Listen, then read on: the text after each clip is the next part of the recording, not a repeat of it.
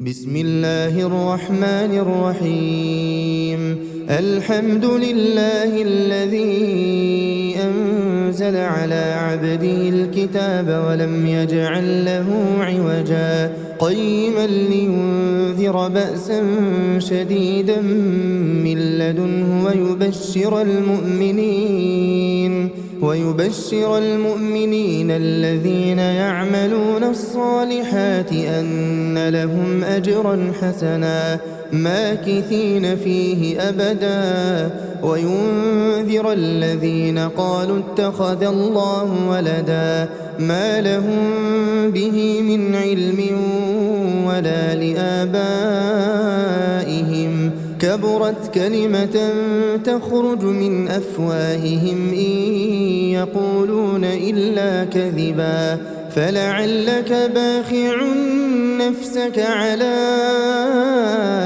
آثارهم إن لم يؤمنوا بهذا الحديث أسفا إنا جعلنا ما على الأرض زينة لها لنبلوهم أيهم أحسن عملا وإنا لجاعلون ما عليها صعيدا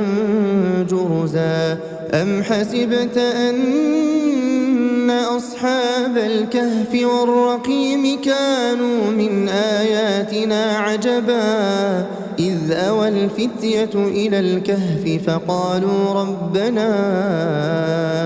آتنا من لدنك رحمة وهيئ لنا من أمرنا رشدا فضربنا على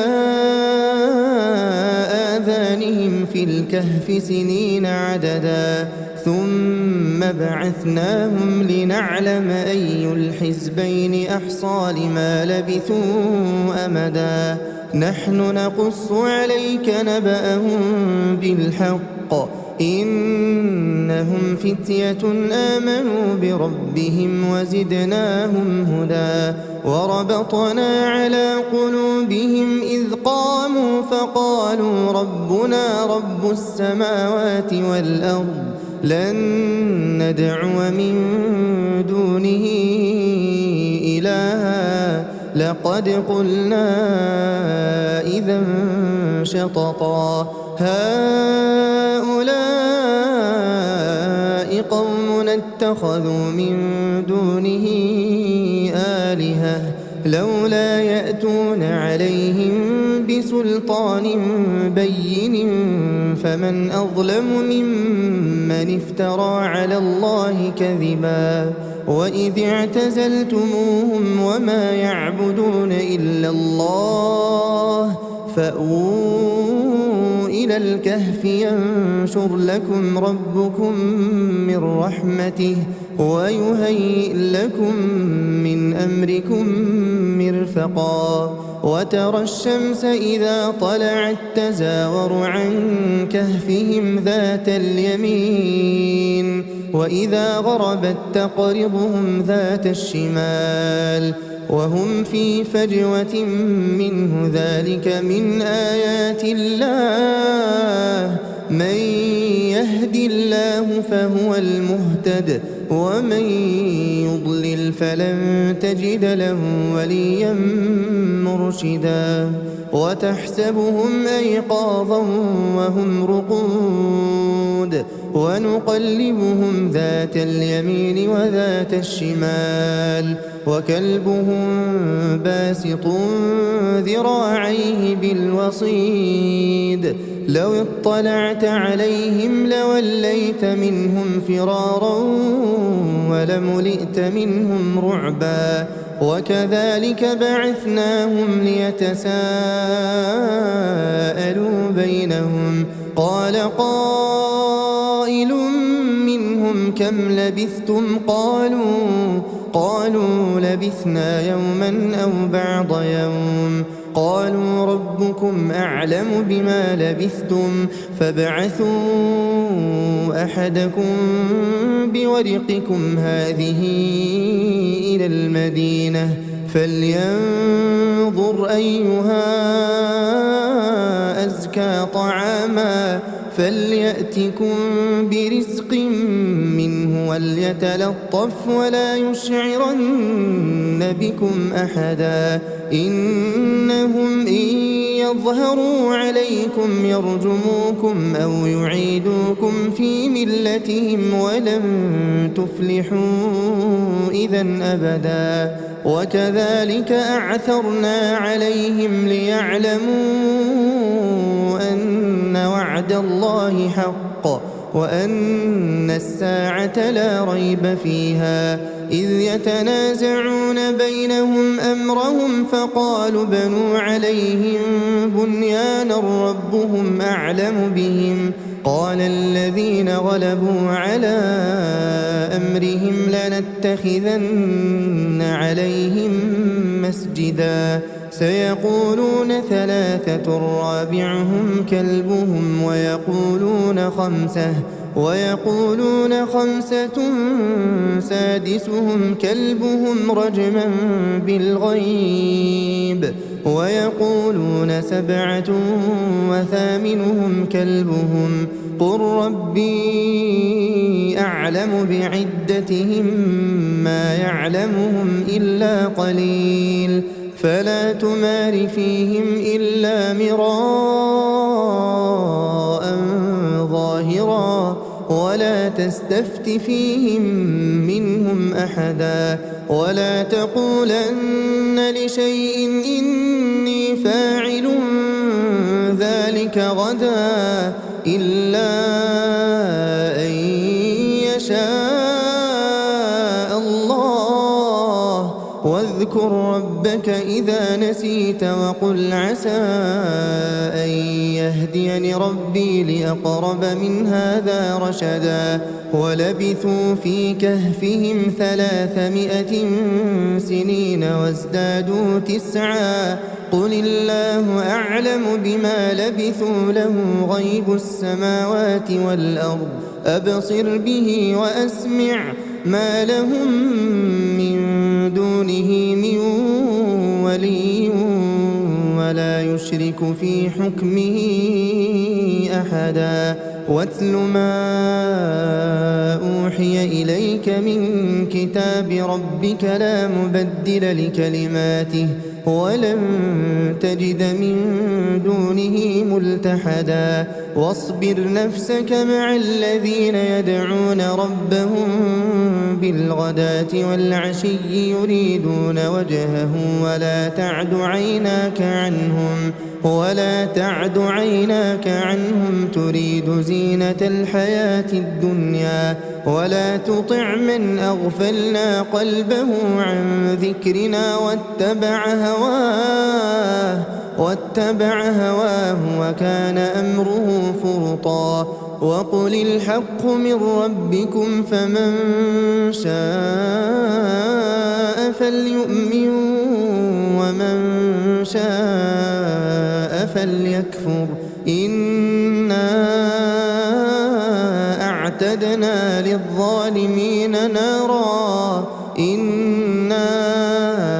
أعتدنا للظالمين نارا أحاط بهم سرادقها وإن يستغيثوا يغاثوا بماء كالمهل يشوي الوجوه بئس الشراب وساءت مرتفقا إن الذين آمنوا وعملوا الصالحات إنا لا نضيع أجر من أحسن عملا أولئك لهم جنات عدن تجري من تحتهم الأنهار يحلون فيها من أساور من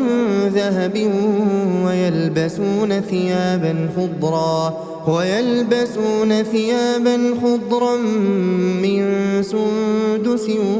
واستبرق متكئين فيها على الأرائك نعم الثواب وحسنت مرتفقا واضرب لهم مثل الرجلين جعلنا لأحدهما جنتين من أعناب وحففناهما بنخل وجعلنا بينهما زرعا كلتا الجنتين آتت أكلها ولم تظلم منه شيئا وفجرنا خلالهما نهرا وكان له ثمر فقال لصاحبه وهو يحاوره أنا أكثر منك مالا وأعز نفرا ودخل جنته وهو ظالم لنفسه قال ما أظن أن تبيد هذه أبدا وما أظن الساعة قائمة ولئن رددت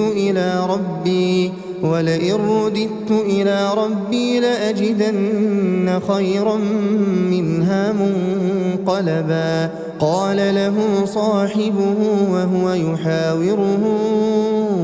أكفرت بالذي خلقك من تراب ثم من نطفة ثم سواك رجلا لكن هو الله ربي ولا أشرك بربي أحدا ولولا إذ دخلت جنتك قلت ما شاء الله لا قوة إلا بالله إن ترني أنا أقل منك مالا وولدا فعسى ربي أن يؤتيني خيرا من جنتك ويرسل عليها حسبانا من السماء فتصبح صعيدا زلقا أو يصبح ماؤها غورا فلن تستطيع له طلبا وأحيط بثمره فأصبح يقلب كفيه على ما أنفق فيها وهي خاوية على عروشها ويقول يا ليتني لم أشرك بربي أحدا ولم تكن له فئة ينصرونه من دون الله وما كان منتصرا هنالك الولاية لله الحق هو خير ثوابا وخير عقبا واضرب لهم مثل الحياة الدنيا كماء إن أنزلناه من السماء فاختلط به نبات الأرض فأصبح هشيما تذروه الرياح وكان الله على كل شيء مقتدرا المال والبنون زينة الحياة الدنيا والباقيات الصالحات خير عند ربك ثوابا وخير أملا ويوم نسير الجبال وترى الأرض بارزة وحشرناهم فلم نغادر منهم أحدا وعرضوا على ربك صفا لقد جئتمونا كما خلقناكم أول مرة بل زعمتم أن لن نجعل لكم موعدا ووضع الكتاب فترى المجرمين مشفقين مما فيه ويقولون يا ويلتنا ما لهذا الكتاب لا يغادر صغيرة ولا كبيرة إلا أحصاها ووجدوا ما عملوا حاضرا ولا يظلم ربك أحدا وإذ قلنا للملائكة اسجدوا لآدم فسجدوا إلا إبليس كان من الجن ففسق عن أمر ربه أفتتخذونه وذريته أولياء من دوني وهم لكم عدو بئس للظالمين بدلا ما أشهدتهم خلق السماوات والأرض ولا خلق أنفسهم وما كنت متخذ المضلين عضدا ويوم يقول نادوا شركائي الذين زعمتم فدعوهم فلم يستجيبوا لهم وجعلنا بينهم موبقا ورأى المجرمون النار فظنوا أنهم مواقعوها ولم يجدوا عنها مصرفا ولقد صرفنا في هذا القرآن للناس من كل مثل وكان الإنسان أكثر شيء جدلا وما منع الناس أن يؤمنوا إذ جاءهم الهدى ويستغفروا ربهم إلا أن تأتيهم سنة الأولين أو يأتيهم العذاب قبلا وما نرسل المرسلين إلا مبشرين ومنذرين ويجادل الذين كفروا بالباطل ليدحضوا به الحق واتخذوا آياتي وما أنذروا هزوا ومن أظلم ممن ذكر بآيات ربه فأعرض عنها ونسي ما قدمت يداه إنا جعلنا على قلوبهم أكنة أن يفقهوه وفي آذانهم وقرا وإن تدعهم إلى الهدى فلن يهتدوا إذا أبدا وربك الغفور ذو الرحمة لو يؤاخذهم بما كسبوا لعجل لهم العذاب بل لهم موعد لن يجدوا من دونه موئلا وتلك القرى أهلكناهم لما ظلموا وجعلنا لمهلكهم موعدا وإذ قال موسى لفتاه لا أبرح حتى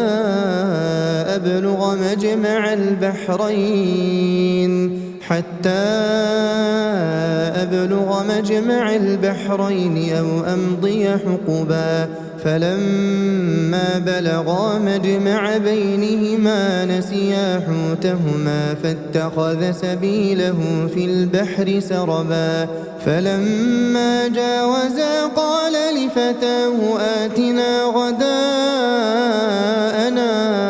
لقد لقينا من سفرنا هذا نصبا قال أرأيت إذ أوينا إلى الصخرة فإني نسيت الحوت وما أنسانيه إلا الشيطان أن أذكره واتخذ سبيله في البحر عجبا قال ذلك ما كنا نبغي فارتدا على آثارهما قصصا فوجدا عبدا من عبادنا آتيناه رحمة من عندنا وعلمناه من لدنا علما قال له موسى هل أتبعك على أن تعلمني مما علمت رشدا قال إنك لن تستطيع معي صبرا وكيف تصبر على ما لم تحط به خبرا قال ستجدني إن شاء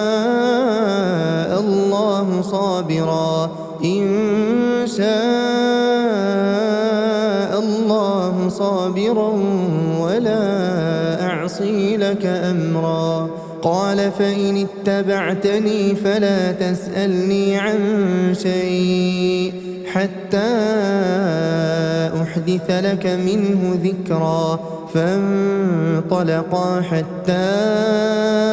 إذا ركبا في السفينة خرقها قال أخرقتها لتغرق أهلها لقد جئت شيئا إمرا. قال ألم أقل إنك لن تستطيع معي صبرا. قال لا تؤاخذني بما نسيت ولا ترهقني من أمري عسرا. فانطلقا حتى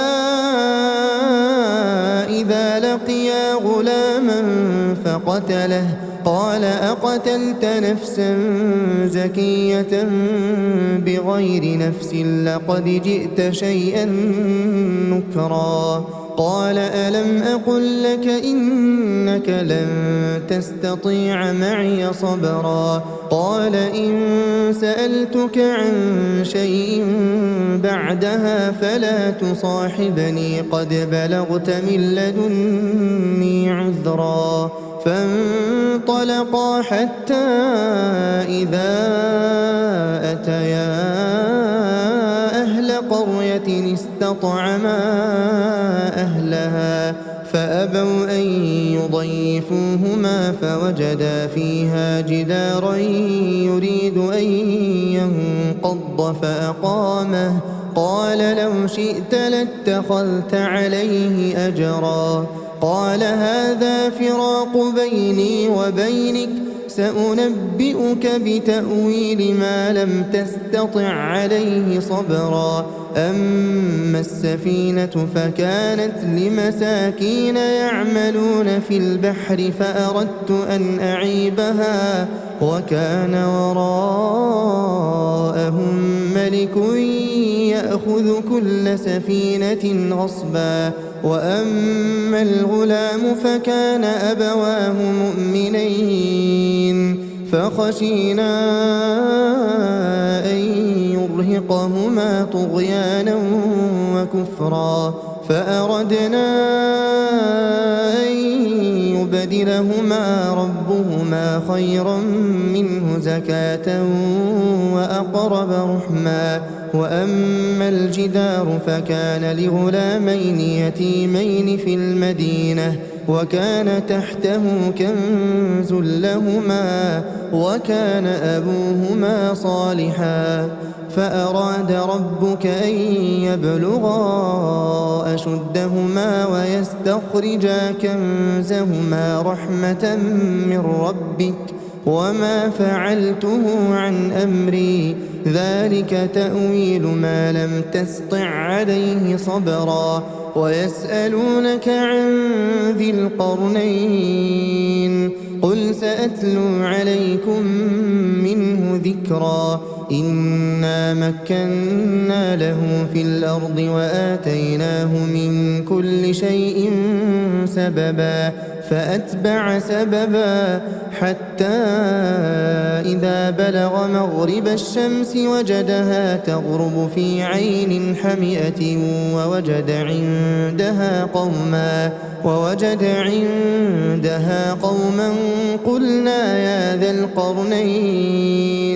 قلنا يا ذا القرنين إما أن تعذب وإما أن تتخذ فيهم حسنا. قال أما من ظلم فسوف نعذبه ثم يرد إلى ربه فيعذبه عذابا نكرا. وأما من آمن وعمل صالحا فله جزاء الحسنى وسنقول له من أمرنا يسرا. ثم أتبع سببا حتى إذا بلغ مطلع الشمس وجدها تطلع على قوم لم نجعل لهم من دونها سترا كذلك وقد أحطنا بما لديه خبرا ثم أتبع سببا حتى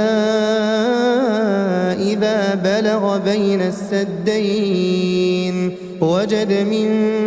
دونهما قوما لا يكادون يفقهون قولا قالوا يا ذا القرنين إن يأجوج ومأجوج مفسدون في الأرض فهل نجعل لك خرجا على أن تجعل بيننا وبينهم سدا قال ما مكني فيه ربي خير فأعينوني بقوة أجعل بينكم وبينهم ردما آتوني زبر الحديد حتى إذا ساوى بين الصدفين قال انفخوا حتى إذا جعله نارا قال آتوني أفرغ عليه قطرا فما استطاعوا أن يظهروه وما استطاعوا له نقبا قال هذا رحمة من ربي فإذا جاء وعد ربي جعله دكاء وكان وعد ربي حقا وتركنا بعضهم يومئذ يموج في بعض ونفخ في الصور فجمعناهم جمعا وعرضنا جهنم يومئذ للكافرين عرضا الذين كانت أعينهم في غطاء عن ذكري وكانوا لا يستطيعون سمعا أفحسب الذين كفروا أن يتخذوا عبادي من دوني أولياء إنا أعتدنا جهنم للكافرين نزلا قل هل ننبئكم بالأخسرين أعمالا الذين ضل سعيهم في الحياة الدنيا وهم يحسبون أنهم يحسنون صنعا أولئك الذين كفروا بآيات ربهم ولقائه فحبطت أعمالهم فلا نقيم لهم يوم القيامة وزنا ذلك جزاؤهم جهنم بما كفروا واتخذوا آياتي ورسلي هزوا إن الذين آمنوا وعملوا الصالحات كانت لهم جنات الفردوس نزلا خالدين فيها لا يبغون عنها حولا قل لو كان البحر مدادا لكلمات ربي لنفد البحر قبل أن تنفد كلمات ربي ولو جئنا بمثله مددا قل إنما أنا بشر مثلكم يوحى إلي أنما إلهكم إله واحد فمن كان يرجو لقاء ربه فليعمل عملا